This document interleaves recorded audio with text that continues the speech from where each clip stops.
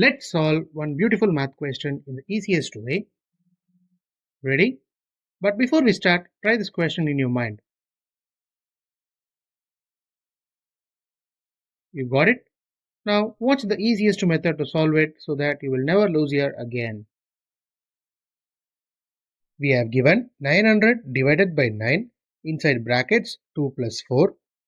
Here we are going to use Bodmas rule, that is brackets, operation, division, multiplication, addition and subtraction to solve this.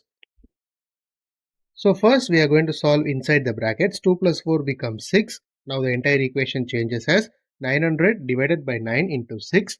First we are going to do division as per our rule. 900 divided by 9 becomes 100. 100 into 6 is 600. Therefore, the solution of 900 divided by 9 into 2 plus 4 is 600. If you found this video helpful, hit a like and share it to your friends, and don't forget to subscribe my channel for more tricky problems like this. Thank you friends, we will meet in a new interesting video.